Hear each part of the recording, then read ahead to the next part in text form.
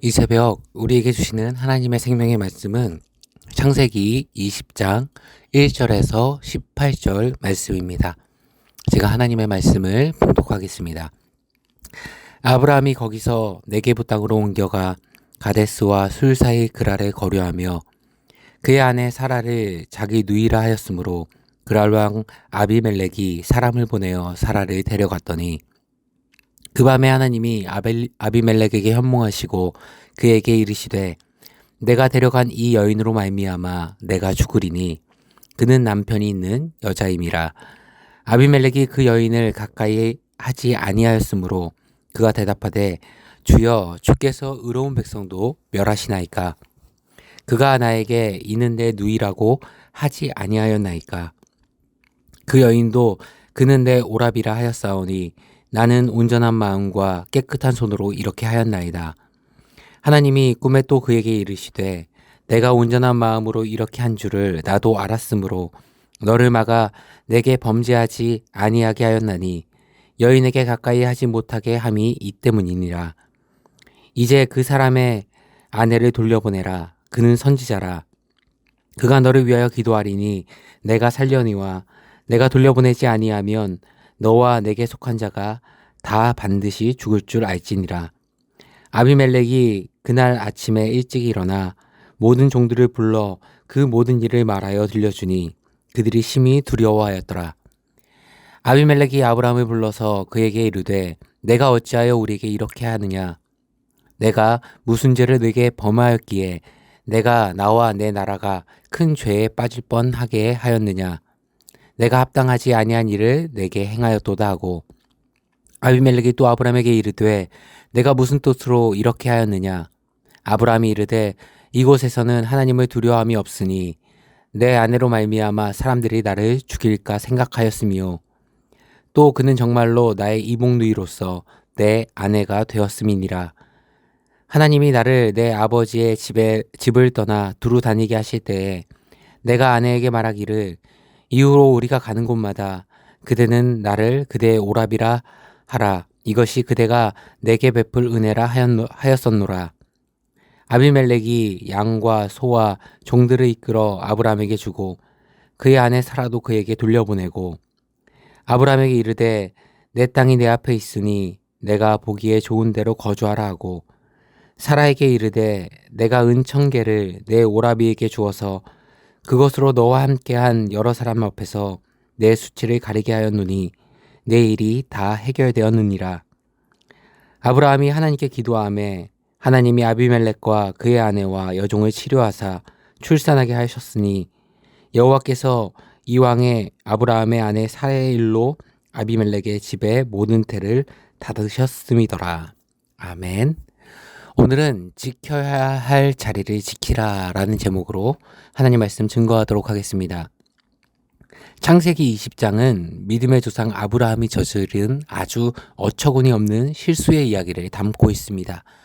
이 실수는 아브라함의 거주지 이동이 발단이 되어 발생하는데 오늘 1절에 보시면 아브라함이 거기서 네게부 땅으로 옮겨가 가데스와 술 사이 그랄에 거류하며 아브라함은 헤브론을 떠나 남쪽 광야로 내려갔다가 거처를 그랄이라는 지역으로 옮겨가게 됩니다. 이 그랄이라는 지역은 어떤 지역인가? 블레셋은 5개의 연합국가인데 그 중에서도 블레셋의 수도의 역할을 하는 곳이 그랄이라고 할 수 있습니다. 그러면 아브라함은 왜 그랄로 거주지를 옮겼는가? 우리는 앞서 소돔과 고모라 사건을 통해 몇 가지 가능성을 유추할 수 있는데요. 첫 번째 18장에서 아브라함과 하나님과의 대화의 가운데서 아브라함은 소돔과 고모라의 심판이 임박했다는 것을 깨닫게 되고 그 폐역하고 타락한 도시지만 소돔과 고모라를 위해 중보합니다.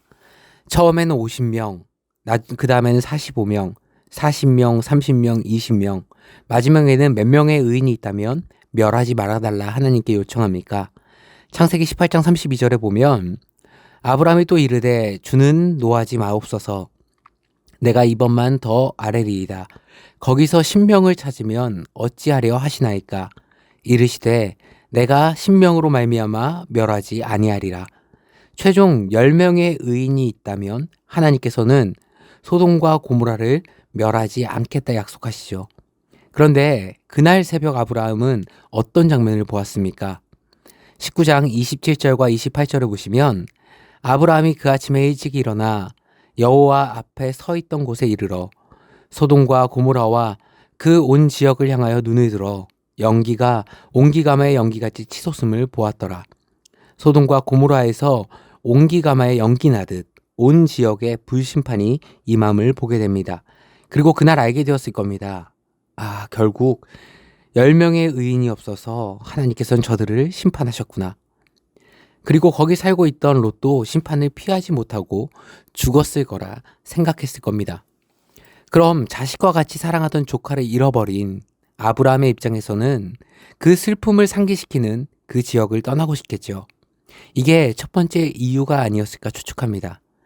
두 번째, 소돔과 고모라가 굉장히 중요한 교역의 도시였다라는 겁니다. 이집트와 팔레스타인을 연결시키는 이 교역의 통로가 되는 곳이 소돔과 고모라였기 때문에 경제적, 문화적으로 상당히 발달한 도시였습니다. 그래서 롯이 처음 소돔과 고모라를 보고 무엇과 같다 이야기합니까? 창세기 13장 10절에 보면 이에 롯이 눈을 들어 요단 지역을 바라본즉 소알까지 온 땅에 물이 넉넉하니 여호와께서 소돔과 고모라를 멸하시기 전이었으므로 여호와의 동산 같고 애굽 땅과 같았더라. 너무나도 화려하고 발달하고 경제적으로 풍부해서 당시 최고의 문명지였던 이집트, 이 애국과 같았더라 평가합니다. 그런데 아브라함의 직업은 뭐죠? 목축을 하는 사람입니다. 짐승을 기르고 짐승에서 얻어지는 양털의 가죽, 짐승을 내다 팔고 그것을 통해서 이윤과 이익을 남기는 사람이 목축업자죠. 소돔과 고모라가 멸망하기 전 아브라함의 최대의 판매 시장은 어디였겠습니까? 당시 교역이 가장 활발하게 이루어졌던, 가장 발달하고 경제 활동이 왕성하게 이루어졌던 소돔과 고모라라는 이 도시였을 겁니다. 그런데 이번 심판으로 인해 어찌 보면 아브라함은 판매 시장이 완전히 닫혀버린 겁니다. 그러니 자연스럽게 시장 활동을 할 수 있는 다른 도시로 눈길이 갈 수밖에 없겠죠. 그리고 그의 눈에 들어온 건 바로 블레셋의 수도 역할을 하던 그랄이라는 도시였을 겁니다. 그런데 그랄 땅에 도착한 아브라함에게는 예상 못한 일이 벌어집니다. 2절 보시면 그의 아내 사라를 자기 누이라 하였으므로 그랄 왕 아비멜렉이 사람을 보내어 사라를 데려갔더니 과거 애굽에서처럼 그랄에서도 자신의 아내를 아내라고 하지 않고 누이라고 거짓말을 해서 블레셋의 왕이었던 아비멜렉에게 빼앗기는 일이 발생하게 됩니다. 여기서 아비멜렉은 사람의 이름이 아니라 어떤 타이틀이라고 보시면 맞습니다. 예를 들어서 이집트의 왕을 바로라고 통칭하는 것처럼 로마의 황제를 시저라고 부르는 것처럼 당시 블레셋 지역의 왕을 아비멜렉, 내 아버지는 왕이다라는 뜻의 아비멜렉이라는 이 타이틀을 통칭해서 불렀습니다. 이 블레셋 왕이 아브라함의 아내를 데려가니 그날 밤 즉시로 하나님께서 이 사건에 개입을 하십니다. 3절을 보시면 그 밤에 하나님이 아비멜렉에게 현몽하시고 그에게 이르시되 내가 데려간 이 여인으로 말미암아 내가 죽으리니 그는 남편이 있는 여자임이라. 야, 너 지금 데려온 여자 임자 있는 여자야. 너 지금 실수한 거야. 너 죽을 각오해. 딱 그렇게 말씀하신 겁니다. 하나님이 꿈의 현몽에서 말씀하신 그 상황이 너무 두려워서 달달달 떨리는 겁니다. 그래서 아비멜렉은 자신의 결백함, 그 억울함을 호소하죠. 하나님, 아브라함도 누이라고 했고 사라도 그러했는데 어찌 제가 알 수 있었겠습니까? 하나님 제발 한 번만 살려주십시오. 그 자리에 납작 엎드립니다. 그랬더니 하나님께서는 마지막 기회를 주시죠. 내일 아침 당장 사라를 돌려보내지 않으면 너랑 내 집은 싹 다 죽을 것이다. 하나님이 이 사건에 적극적으로 개입하셔서 해결하십니다. 그럼 하나님은 왜 이렇게 적극적으로 개입하셨을까요? 그것은 우리가 이삭의 출생과 직결해서 이 상황을 봐야 합니다. 1년 뒤, 이제 얼마 남지 않아 이삭이 태어나게 되는데 아비멜렉의 중간에 끼어들게 되면 이게 아브라함의 씨인지 아비멜렉의 씨인지 하나님은 아시고 사라도 알겠지만 아브라함이 혹시 설마 그날 밤에 라고 오해할 수도 있겠죠. 세상 사람들에게는 이게 어떻게 보면 구설거리가 되고 불신의 요소가 되기 때문에 그 아무도 사라를 건드리지 못하도록 하나님이 적극적으로 개입하신 겁니다. 그리고 아비멜렉은 자신이 그에게 그 어떤 성적인 행위도 하지 않았음을 16절의 행위를 통해서 증명하는데요. 사라에게 이르되 내가 은천계를 내 오라비에게 주어서 아브라함에게 주어서 그것으로 너와 함께한 여러 사람 앞에 내 수치를 가르게 하였노니 내 일이 다 해결되었느니라. 은 천세겔이 어느 정도의 화폐의 가치를 가졌냐? 당시 일반 성인 노동자가 한 달에 받는 월급이 은 반세겔이었습니다. 계산해보면 성인 남성 하나가요, 평생을 쓰지 않고 167년을 일해야 모을 수 있는 어마어마한 금액이죠. 당시 노예 하나를 사서 평생을 쓰는데 값이 은 20세겔이었으니까요. 1000세겔은 얼마입니까? 50명의 노예를 평생을 쓸 수 있는, 거느릴 수 있는 그런 금액입니다. 굉장히 큰 돈을 지불하고요. 이 여인의 깨끗하고 정결하고 나름 결백하다라는 증거를 삼았고요. 비로소 아비멜렉의 집에 모든 다친 부분들이 아브라함이 기도함으로 말미암아 해결되는, 이 종결되는 사건이 오늘 20장의 내용입니다. 오늘 우리가 이 사건을 통해서 한 가지 영적인 메시지를 나누고자 합니다. 아브라함이 그랄로 내려간 이유가 무엇이었습니까? 조카의 죽음이라는 감정적인 슬픔의 문제도 있었고요.